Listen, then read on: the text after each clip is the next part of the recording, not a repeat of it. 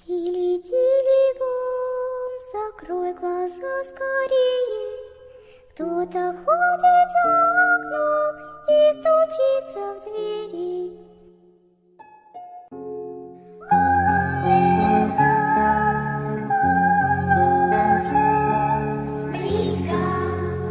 Hello guys, good evening. So once again, nandito ako para mag-share ng isang spooky story na hopefully makakapapangilabot sa ating lahat. So before anything else, gusto kong magsabi ng hi and hello sa lahat ng mga OFW na nakikinig ngayon sa akin or nanonood.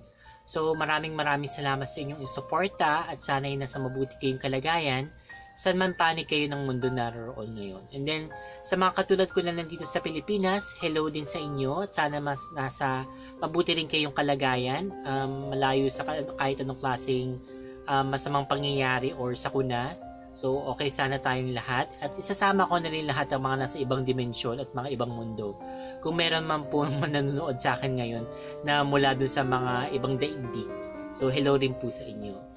Okay, so bago pong lahat, gusto ko rin po sanang sabihin sa inyo or ipaalala na kung gusto niyo po magsabit po ng mga kwento po sa akin, please, padala na lang po ninyo sa dollsandspooks@gmail.com. Okay, so yun po, paki-email na lang po sa akin or pwede niyo po sa akin i-message po sa Facebook kung friend na po tayo sa Facebook or sa Facebook page po natin na paki-search na lang po Dolls and Spooks. Okay, so ayun po. Okay, hindi ko na po masyado patatagalin tong intro na to. So, yung mga announcements ko, later ko na lang siguro sasabihin after dun sa story. So, yung story na napili ko po ngayon ay galing po ito dun sa, nag-share po sa atin ng mga nakaraang kwento, yung sa Spooky Home. Okay, so, ayun po. So, si Miss Ashley, binibining Ashley. Okay, so, sa kanya po galing yung story ngayon. So, hindi na po ito tungkol sa isang haunted house. However, tungkol po siya sa isang bagay na medyo naging sikat po recently, yung tungkol sa gintong barko. I'm sure yung iba sa inyo aware po kung ano po yung meron tungkol sa gintong barko na yun, pero ang nangyari kasi ay na-debunk po siya. Okay, yung tungkol nga dun sa gintong barko dun sa Jessica Soho, yung Kapuso Mo Jessica Soho to be exact. Okay, pero ito, so may mga ibang kwento po kasi tungkol dun sa gintong barko na to, hindi lang pala itong nakaraan to lumabas, so matagal na pala, noong 2011, nung bagyong Sendong, medyo nagkaroon din ng ingay itong gintong barko na to, no? So maraming version siya actually. So ngayon yung malalaman natin kung ano yung mga versions na yun. And then, actually, bala ko lang talaga sana tungkol dito sa gintong barko lang talaga yung i-feature ko ngayon sa video na to. However, nung sinabi ko kasi dun sa group chat natin, so yun, kung excited ba sila o okay ba sila dun sa gintong barko, may parang sumundot na aswang daw. So, lagyan ko daw ng aswang. So, dapat talaga aswang talaga ngayon. Pero yun nga, nagustuhan ko kasi itong kwento na tungkol sa gintong barko. Pero sige na nga. Meron din naman kasi nag-send tungkol sa aswang. So, sinama ko na rin siya. So, gintong barko and then yung tik-tik. Okay, so, medyo unlikely yung combination nila pero nandun na tayo. So, yun. So, without further ado, please sit back, relax, and enjoy. Hello Clark, thank you sa iyong pagbasa sa mga stories na pinapadala ko. Regarding sa last story ko, actually, sinabi ni Ate Arlene na kaya hindi niya ako inakyat sa taas nang mamatay-matay ako sa kakasigaw ay dahil daw wala naman daw siyang naririnig na tinatawag ko siya. Kaya ayon, alam ko na hindi talaga normal yung nangyari sa akin na yun. Yung mama ko rin kasi, curious siya sa mga tao na kakaiba ang kilos. Lumaki ang mama ko sa probinsya, kaya alam niya or nasa-sense niya kung may something wrong sa isang tao. Also, tama rin yung isang nag-comment. Yung mga tiaw ay pwedeng ligaw na kaluluwa, which are actually bad spirits sa aking pansariling paniniwala, o di naman kaya ay elementals at pwede ding both. Sila din yung mga nasa masusukal na places, like forest na hindi madalas napupuntahan ng mga tao. Thank you sa nag-add ng inputs, pati na rin kay Ate Marge na nag-share din ng similar story nung sa akin. Anyway, dahil trending ngayon yung gintong barko segment ni Tita Mo Jessica Soho, may kwento rin ako na related doon. Ito na siguro yung teaser ng story ko for my Sendong series. Although na-debunk na yung barko sa Lassie na MV Pilipinas Iligan at Trans-Asia 1 pala, naniniwala ako na nangyari talaga yung mga gintong barko na lumalayag sa ating karagatan or even sa ating mga ilog na lula ng mga engkanto. Madami na akong alam na nangyari kahit dito sa amin yan. Pag-start tayo nung nakwento sa akin ng isang kasamahan namin sa church dati. Sabi ni Ate Ay, minsan may na-shelter na babae sa church dati.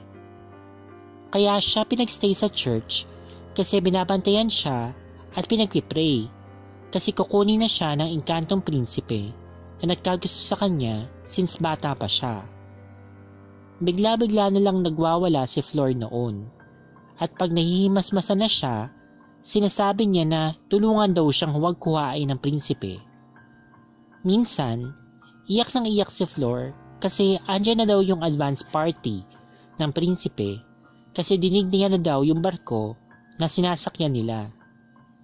Ilang araw na lang daw ay susunduin na siya ng prinsipeng kasama ng pamilya niya na sakay ng isang pang barko. Pero mas malaki daw ito at gawa ito sa ginto at diamonds. Mabuti na lang at nalabanan nila ang elemento na gustong kunin si Flor. At hanggang sa naging normal na talaga siya.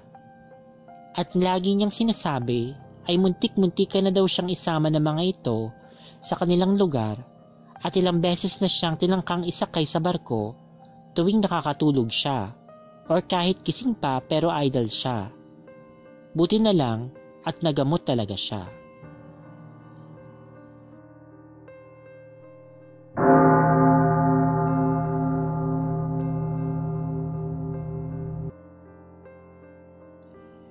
Ito na yung next na story at ito na ang simula ng Sendong series ko.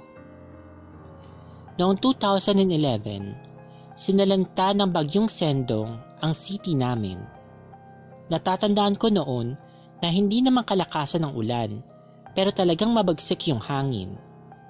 After noon na December 17, nag-grocery pa kami ng mama ko kasi Christmas party sa church namin kinabukasan at nakatoka sila ni Papa na magluto ng ilang putahe. Nag-grocery na din kami noon ng pang medianoche namin. Siyempre, nag-ukay-ukay na din kami noon. Wala nang tigil ang ulan at hangin noong evening na yon. And around 11 p.m., habang nagwo-work ako, nagtaka ako bakit ang ingay ng kapitbahay namin. Nagsisigaw na siya na pagbuksan ng sister-in-law niya sa katabi naming bahay.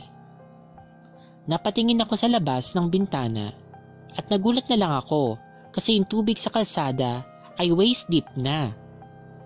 Yung mga tricycle at yung isang kotse ng kapitbahay namin ay nagsisulutangan na rin. Kaya dali-dali akong bumaba para i-check yung mga aso namin. Yung isang aso namin na papi pa lang ay nakasampan na sa isang lamisita at umiiyak.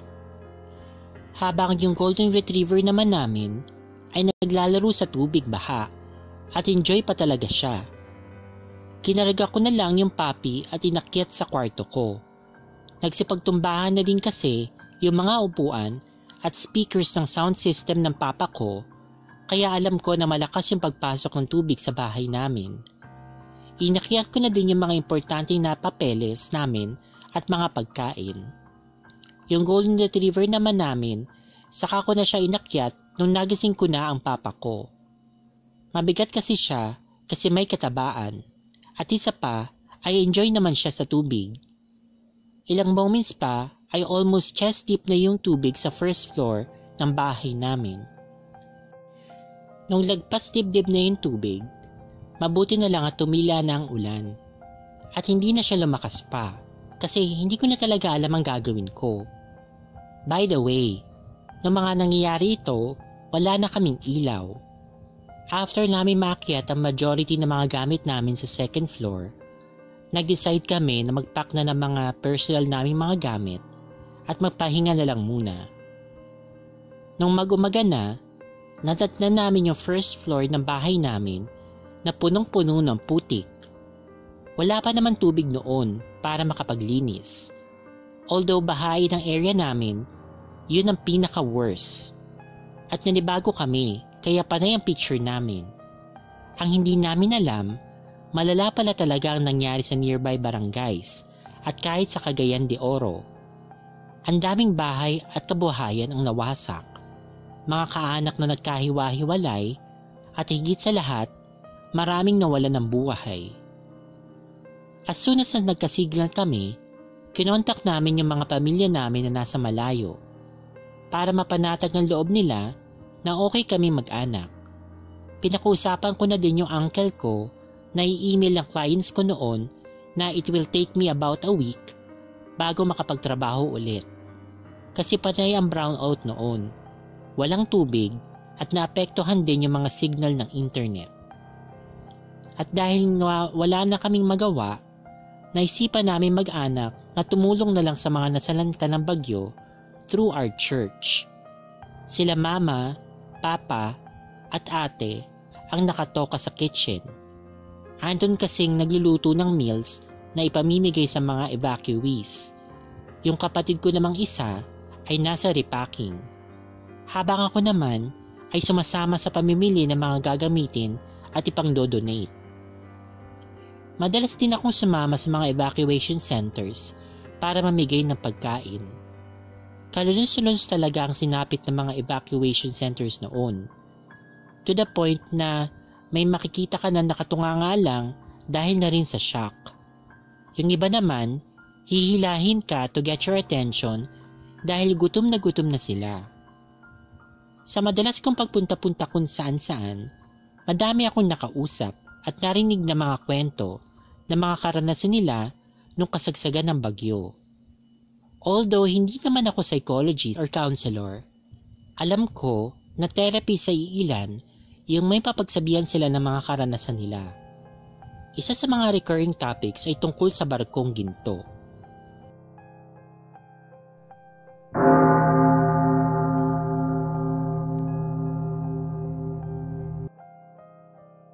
Story 1. Ang malaking barko sa bundok.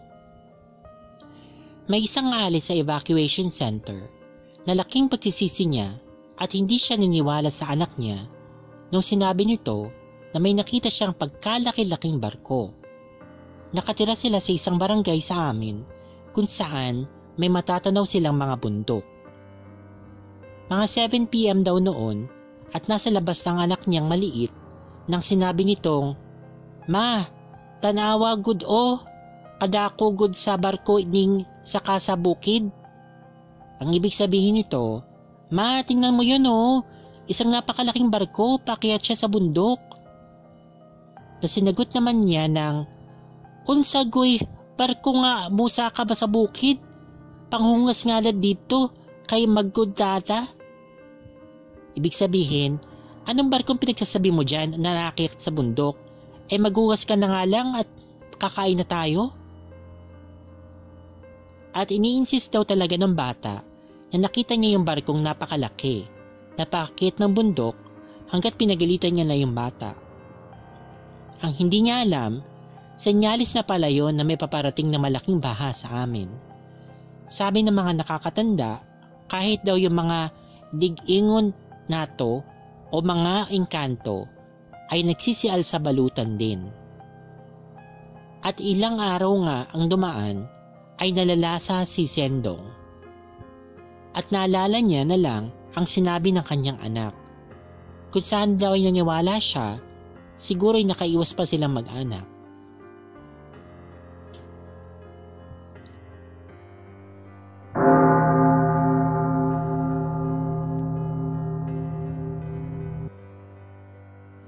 Story 2. Ang lumang barko sa ilog.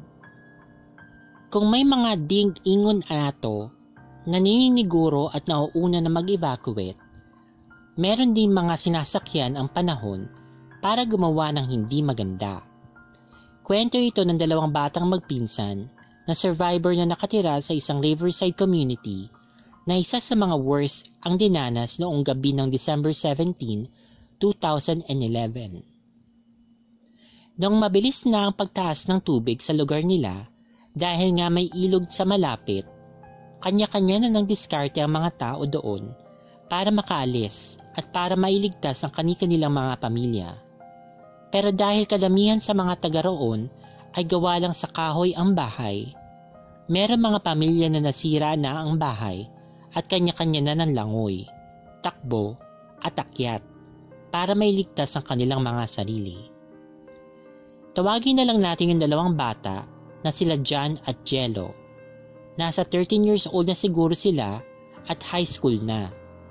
Nahiwalay daw sila sa kanilang mga pamilya pero nagawa nilang bayuhin yung baha at pataas na tubig ng ilog dahil na rin marunong naman silang lumangoy.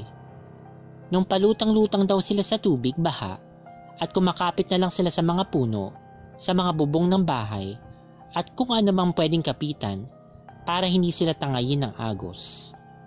Nang bigla daw may dumating na isang barkong kulay itim. Noong una ay akala nila na barko ito ng rescuers, pero ang pinagtaka nila ay mukha itong luma at sa ilog pa ito nanggaling. Nakita daw nilang maraming mga kapitbahay nila ang sumampa dito. At may mga sakay din na barko na sumisigaw sa mga tao na sumakay na nga sa barko. Dahil sa kapaguran, naisip nilang sumampa na nga dun sa barko. Pero nung akmang tutulungan na si John ng mama na nasa barko para makaakyat dito, napansin niyang pagkaitim-itim daw nito at nakakatakot ang mga pupulang mata. Kaya hindi na siya tumuloy at kumapit na ng mahigpit sa kung saan siya nakakapit. Paglingon ni John ay nakita niya si Jello na paakyatan ng barko. Kaya sinigawan niya ito. "Jello! Baba! Huwag kang sumakay dyan!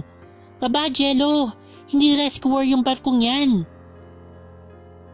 Buti na lang at narinig siya ni Jello at bumitaw ito sa pagkakahawak sa gilid ng lumang itim na barko at lumangoy palayo hanggat makahanap na makakapitan.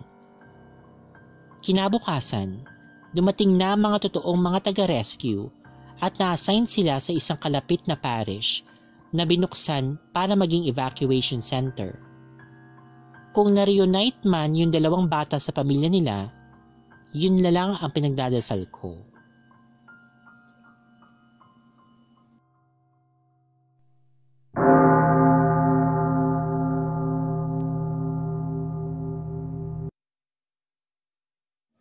Story 3. Ang maliwanag na barko sa laot.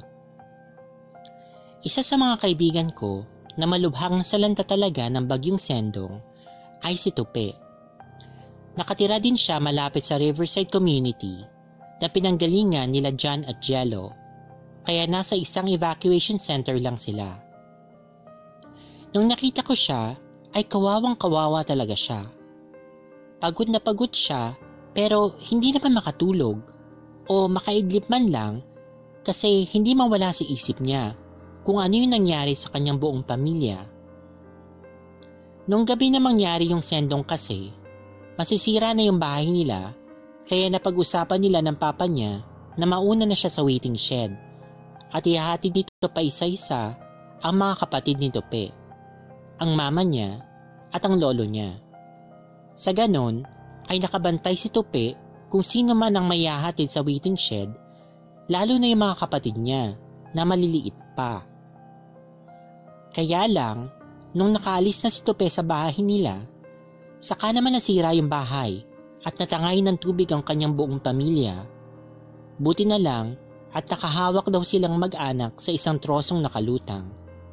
Tinangay na nga sila ng agos ng tubig at hindi na magawang tulungan sila ni Tupe. After nung araw na nagkausap kami, sa simbahan na din sila nagstay ni Tupe. Wala naman siyang ibang matutuluyan na at doon ay mag-isa na lang siya. Nung mag-give up na siya na hindi niya na makakasama ang kanyang buong pamilya, sa kabutihang palad ay na-reunite din sila.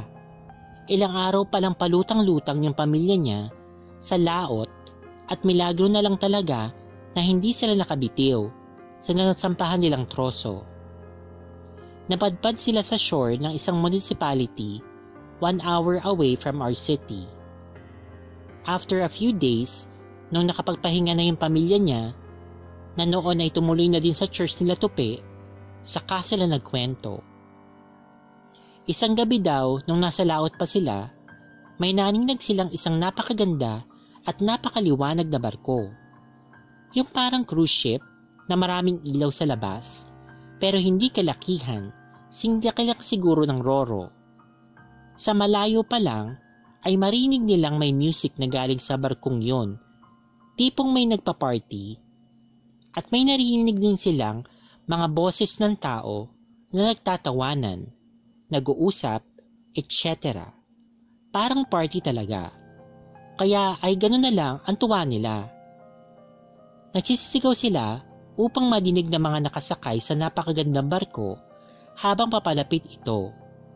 Sabi nila, chance na nila yon para ma-rescue, makakain, at higit sa lahat ay makapagpahinga. Siguro, sa kapaguran na rin at gutom, hindi nila naisip na sadyang may kakaiba sa barkong ito.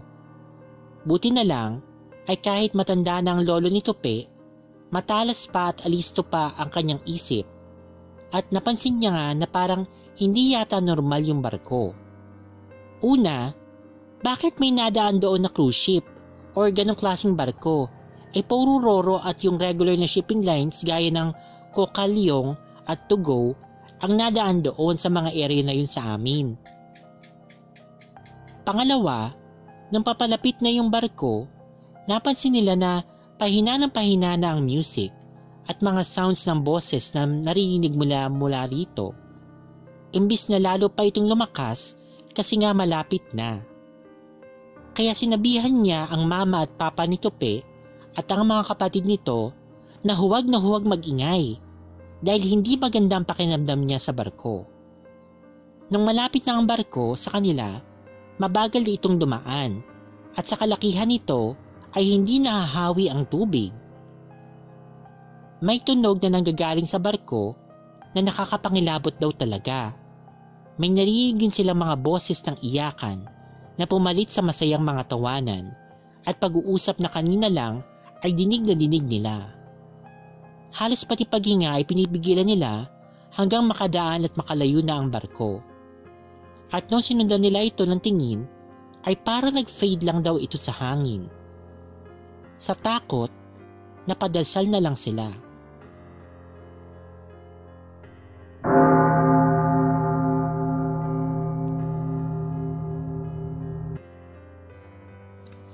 Anyway, yan na po muna for now. Yung ibang kwento ko about Sendong ay sa susunod naman. Next time, ikukwento ko naman yung mga kababalaghan ng aftermath ng Sendong. Salamat ulit sa pag-feature ng mga stories ko, and God bless. Spooks and Sparkle. Bye.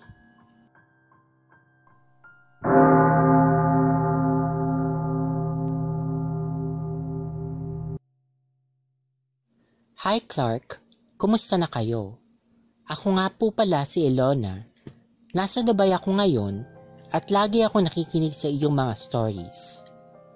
Meron sana akong ibabahaging isang kwento tungkol sa tiktik na nangyari sa aking tiyuhin nung siya ay binata pa. Lagi niya itong kinakwento sa amin tuwing uuwi siya ng Batangas. Nasa Cebu na kasi siya ngayon. Uumpisahan ko na ang aking kwento. Pauwi na ng bahay ang aking tiyuhin kasi nagpunta siya sa isang kapitbahay namin at nakipag-inuman. Nung kasi, malayo ang mga bahay ng aming mga kapitbahay. Nung nasa bahay na ang aking tiyuhin at siya'y nagpapahinga na, bigla na lang siya nakarinig na isang tiktik na paikot-ikot sa aming bahay. Ang sabi ng tiktik, tik tik tik tik tik tik tik tik tik tik tik. Sa galit at yamot ng aking tito sa ingay ng tiktik, siya'y tumayo at kumuha ng planggana, yung bang ginagamit sa panglaba, at isang gulok. Inumpisahan niyang ihalo ang gulok sa planggana ng paulit-ulit at sabi ng tito ko, bagsak ka ngayon tiktik ka. Pagkatapos niyang gawin yun, nakarinig siya ng malakas na lagapak. Tawa ng tawa ang tito ko noon at bumalik na sa higaan. Alam ng tito ko na babalik ang tiktik na yon ng gabing yun upang maghiganti dahil alam niyang ginalit niya ito. Kinagabihan, kasama na ng tito ko ang nakababata niyang kapatid at nagpasama ito na doon matulog sa bahay. Yun na nga, mga hating gabi, dumating na yung tiktik at biglang namatay ang kanilang lampara at parang ginigiba ang kanilang bubong ng bahay. Talagang muhing-muhi yung tiktik. Binuhay ulit ng tito ko ang lampara, ngunit namamatay ito ulit. Kaya binuhay niya ulit yung lampara, kaso namamatay ulit. So, ganun lang, paulit-ulit lang, namamatay at binubuhay. Ito na nga, sa isang sulok, takot na takot yung bunsong kapatid ng aking tito. Iyak ito ng iyak at gusto nang umuwi. Sa kagalitan ng aking tito, hindi niya binuksan muli ang lampara at panay pa rin ang panggagambala sa kanilang bahay ng tiktik. Hindi ito tumitigil hanggat hindi nasisira yung bahay. Pinabayaan na ng aking tito yung tiktik at siya'y natulog at nagsaklob ng kumot. Kinaumagahan, nakita niya ang kanyang bahay ay muntik nang masira na nga ng tiktik. Bago pa magdilim, sinabi ng bunsong kapatid niya na ayaw niya na matulog sa bahay nito. Pinagpasyahan ng aking tito na wag muna matulog sa kanyang bahay ng ilang araw kasi alam niya na hindi siya titigilan ng tiktik na ginalit niya hanggat hindi ito nakakaganti. Ang pangalawa ko namang kwento ay tungkol pa rin sa aking tito. Gabi noon, nanonood sila ng TV ng kanyang bunsong kapatid doon sa kapitbahay. Sabi ko nga, bago makarating sa kapitbahay, may palayan at sapa na kailangan daanan. Habang naglalakad ang aking tito at nasa kalagitnaan na sila, parang may isang paparating na malaking ibon na parang gusto silang dagitin. Nakita ito ng aking tito at sabay sigaw ng dapa sa kanyang bunsong kapatid. Sa takot ng aking tito, napaihi ito sa kanyang shorts. Kumaripas ang takbo ang aking mga tito sa kanilang sobrang pagkatakot at hindi na muling nanood pa ng TV. Matapos ang ilang gabi, naglalakad na noon ang aking tito pauwi ng bahay galing sa panliligaw sa kabilang baryo nang may narinig siyang tiktik. Sa takot, hindi niya alam ang kanyang gagawin. Ang ginawa niya, kinausap niya ito ng, "Kaibigan, wag mo naman akong takutin. Natatakot na ako. Ihatid mo na lamang ako sa aming bahay." Pagkatapos niya kausapin, ay hindi niya na narinig pa ang tiktik. At nang makarating na siya sa kanilang bahay, may nagsalita ng tik tik tik tik tik tik tik. Napatawa na lang ang aking tito. Aba, hinatid nga ako. Wakas.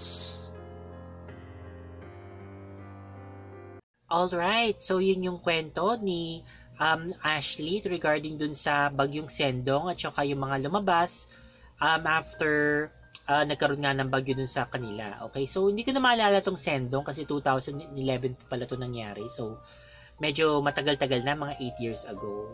Okay? Tama, 8 years ago. So, ayun. Pero naranasan ko rin, ewan ko kung Sendong to, pero nangyari na rin kasi ito sa amin. Hindi talaga kami super bahain dito, although may ilog dun sa likod ng bahay, dyan, exactly, ganyan. May ilog na dyan, so, nasa boundary kami ng Cavite at saka ng Las Piñas. Ayan. So, kapag nagpapakawala yung mga dam ng mga tubig, kunyari tuloy-tuloy yung pag-ulan, ay hindi may iwasan na bumaha dito sa amin. Okay, pero napaka rare naman na nangyari yun. Pero pag nangyari talaga, grabe, talagang tipong hirap na hirap kami. Kasi yung nangyari kila Ashley na puro putik, nangyari rin yun sa amin. And then, ang masama nito, halos wala kaming nasave na gamit.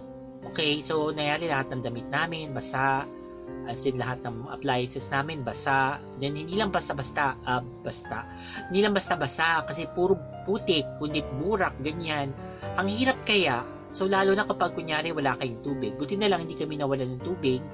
So nalinis namin yung bahay namin. Okay, hindi naman ganun kalali, pero talagang sobrang hirap. Hindi ang ano pa nito is parang basa-basa pa yung mga kusyon namin. So hindi namin alam kung saan kami matutulog, ganyan.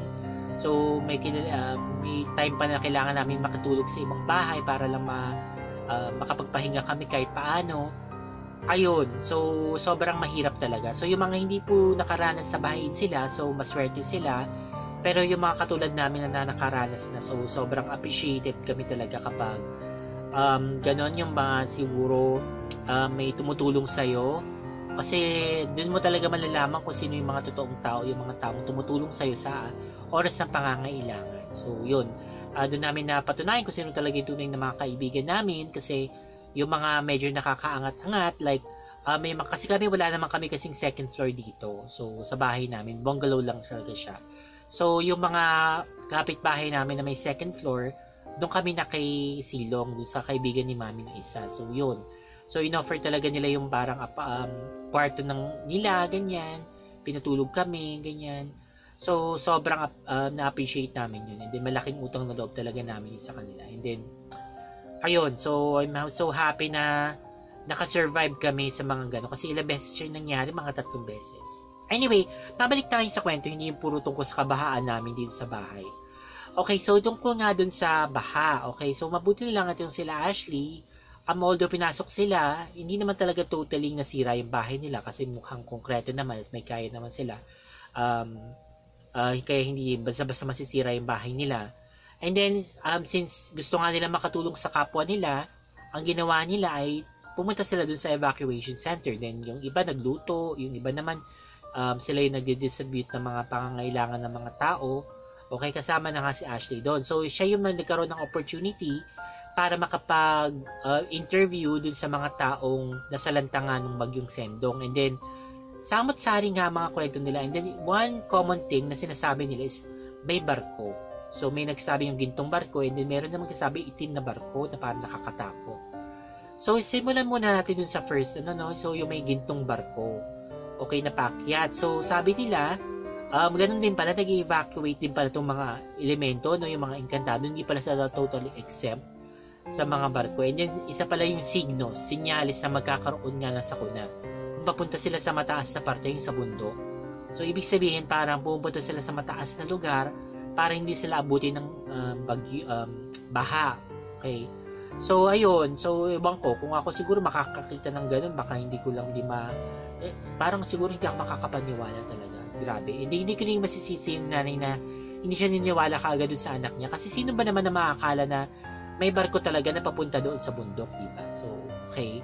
So, ayun. Pero mabuti na lang at nabuhay sila. So, yun lang man lang importante doon. So, hindi na naman siguro dapat isipin masyado yung mga ari-arian nila. Kasi yun naman ang mga bagay na yun na ipapalitan. Yung buhay talaga, hindi na talaga siya mapapalitan at all. So, yun na lang siguro yung dapat natin ipagpasalamat sa bandang yun. Maski nilabutan ako dun sa second part ng story, yung tungkol sa dalawang bata na muntik-muntik na sila mapadaong dun sa parang roro na may itim, may mga parang parang may mga kumukuha ng mga taong pagkaitim-itim na pulang mata. Kasi ko parang ini-imagine, sabi ko na diba, parang kinikilabutan talaga ako sa mga shadow people. Okay, hindi ko sila gusto makita at all, nakakapangilabot. Ayun yung ayaw ko makita, dahil may mga pulang mata. Diyos ko, baka pag nakakita ko, baka mamatay ako sa takot siguro. Hindi ko yun gusto makita. So, yun. Okay. So, mabuti na lang at hindi sila sumama doon. Kasi feeling ko, hindi yung pangkaraniwan, well, definitely hindi siya pangkaraniwan, pero anong gagawin doon sa mga taong yung malamang dadalhin sila somewhere na hindi nila magugustuhan. So, baka mamamatay na sila talaga totally. O either dadalhin sila siguro sa hell or whatever, sa purgatorio, kung saan man, or ewan ko kung anong motibo ng mga taong yun. Kasi mukhang hindi sila talagang tumutulong. Gusto nila parang either may motibo silang masama. Okay, so ayun. Okay, so kaya ingat-ingat din tayo. Siguro ito pang mga ganong mga pagkakataon is magdasal lang talaga. And then siguro trust your instinct. Kung medyo kakaiba na yung feeling mo, huwag mo na lang ituloy. Kasi nga most likely yun yung intuition mo, sinasabihan ka na may danger na paparating, so wag mo siyang gagawin. So wag mo siyang itutuloy kung ano man yung gusto mong gawin kasi hindi siya maganda. Okay, yun naman sa third story. So tungkol naman dun sa may parang gintong barko. Ito na nga, yung may mga nagkakasayahan. Parang similar siya dun sa second na story na para siguro iinganyohin ka na, okay, ito na yung tagapagligtas natin. ito na yung parang kailangan makapag-asa natin mabuhay, ganyan. Pero wag ka. So, meron pala tong masamang balak. So, iwan natin kung anong balak nila sa mga nakukuha nila. Maaaring kinakain siguro nila. Or ewan, baka mamaya ito na yung mga elemento na papagsamantala. Parang tipong, okay, ito na yung pagkakataon natin na makakuha ng maraming mga tao. Ganyan. So, di ba, syempre kasi, di ba, desperate yung mga tao, helpless sila. So, pupunta sila dun sa barkong yun para humingi ng tulong. Okay. So, medyo bad talaga. So, nakakapangilapot. Actually, tumatayo yung mga balahibo ko habang na-imagine ko siya. Sobrang nakakatakot talaga. Okay, so mabuti na lang at itong lolo, hindi siya yung tipo nagpadaing dun sa kanyang pangangailangan. Siyempre, desperate situation nila. Nakapag-isip pa rin siya na, okay, medyo kakaiba to. Bakit mayroong ganitong klaseng parang barko dito sa place na to? Cruise ship? Imagine, binabaha kayo tapos cruise ship and then hindi naman siguro siya tipong cruise line na tipong, alam mo yun, yung parang yun naman siya tipong scenic na place na pupuntahan ng isang cruise ship. Okay, so yun yung siguro na isang isip ng lolo. So, parang katulad yun, siguro parang kung may nakikita ka na parang limousine sa isang kakaibang lugar, sa kunyari, medyo depressed area, tapos may limousine, medyo kakaiba ito. So, hindi ito pangkaraniwan. Okay? So, dapat mapaisip ko talaga at isip-isip ka, hindi yung puro parang area ka lang ng area na, ayan, so, napapahama ka tuloy kasi nga, hindi mo iniisip muna yung ginagawa mo bago mo siya gawin, kumbaga. Okay? So, doon naman sa pinaka-last na story to about sa Tik-Tik na sinama ko siya. So, nagusto ko rin naman siya, medyo may pagka-comedy siya, no? So, ayun. Nagtataka lang ako doon sa parang tito nitong sender kung bakit kinakailangan niya pang inisin yung Tik-Tik. So, baka naman kasi kung wala namang buntis doon sa lugar nila, sa bahay niya mismo, so malamang hindi siya yung pakay ng Tik-Tik. Baka napadaan lang yun doon. And then yun na, may ginawa siya. Hindi ko alam na kung totoo yun, yung para bang siguro mag-iilikihash ng ingay. So, yung parang ano ba tawag nito? So, yung parang panglabada, ganyan. So, anuhin mo ng gulok, ganyan. Siguro gagawa ka ng ingay. Then, after that, yung parang siguro magbabagsak yung Tik-Tik. Then, yun nga, nakuha niya tuloy yung hinahanap niya. Okay, so, mapagiganti itong mga aswang. So, hindi sila yung tipong parang, okay, turn the other cheek, yung parang papalampasin yung mga bagay-bagay na yan. Talagang, hindi siya talaga titigilan at hindi siya siguro parang napapatay. Hindi ko lang alam kung itong mga Tik-Tik na to na humahabol-habol sa kanya ay isang Tik-Tik lang ba talaga na parang tipong hindi nga matahimik agad hindi nakakapagiganti sa kanya. So later on, saka na lang siguro siya napatawa dahil nagpakumbaba na nga siya na ganun. So nagsorry na siya, nagsabi na siya na okay, ihatid na lang siya. So ayun, okay, mabuti lang at nagpatawa din itong Tik-Tik. Hindi yung tipong, hindi kita mapapatawa, talagang papatayin kita. Hindi ako makukontento hanggat hindi ka napamatay, ganyan. So, mabuti na lang at hindi ganun yung Tik-Tik. Ang hinihingi lang pala talaga siguro nito ay humingi ng tawad sa kanya yung tito ng sender. So, ganun tayo guys. So, natuto tayo magpakumbaba. Kung may mali tayo, tanggapin natin and then magpakumbaba, humingi tayo ng sorry at wag nang ulitin yung ginawa nating masama. Okay? Kasi, ayaw mo naman sigurong gawin din sa'yo yun kung ano man yung masamang ginawa mo. So, bakit mo gagawin sa iba? So, yun nga. So, golden rule, do unto others what you want them to do unto you. Okay. So, ngayon naman, mapadako naman tayo sa usual na ginagawa na natin. So, babatiin ko lahat ng comment dun sa pinaka-latest po na video. Or yung previous video pala. Ito yung latest kasi. Yung tungkol sa taong ano ba nangyari sa akin? Okay. So, babatiin ko lahat po ng mga nakikita ko pong nag-comment po doon. So, gusto ko po magpasalamat of course kay My Secret Files na it turns out ay si Kayla. Okay? So, gusto ko din magpasalamat kay Sweetie Guevara, kay Master Bayabas. Meron siyang special request na kung pwede ko daw batiin din daw. Nag-work daw sila ng night shift, si Alvin, Ernie, Gaylord at Ariel. At ang pinakagwapong si Paul. So, how gwapo are you, Paul? So, anyway, so yan. Hello sa inyong lahat. Salamat sa pakikinig. Jennifer Amit, hello. Kay Kelty. Jeneline Belleza. Kay Jordan Gabiaso. Era Estorba. Arlene Bebs Chongson. Grace Garces. Veritina Unday. Mariel Estuesta. Okay, hello. kay Mary Jane Refurgo, Jory Villegas, Stephanie Birondo. Ayan, inubo na naman ako. Okay, Jom Sigua, Ian Eugene Carsula, Junie Magskiming, Roxanne Mehovero, Andrew Gakutan, Alish Malik, Dayan de la Peña, Lisel Berame, Red Rodriguez, Marpal, Tameme, okay yan, si Tameme, okay.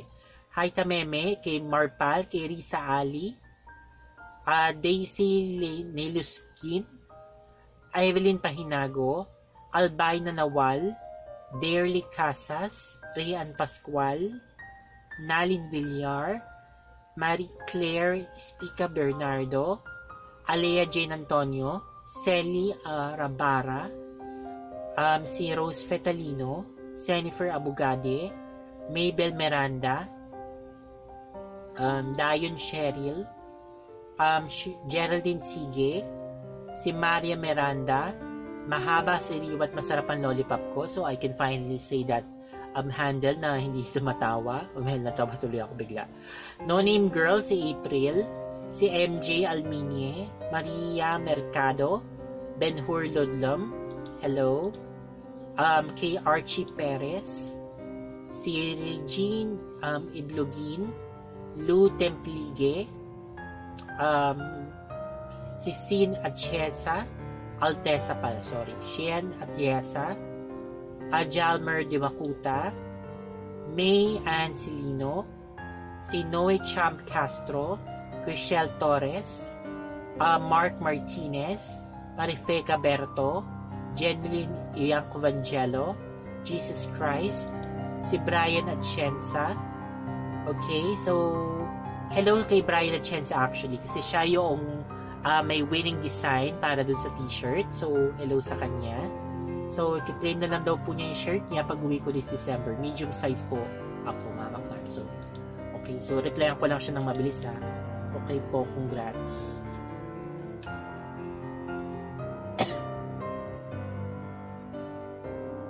Ayan, okay.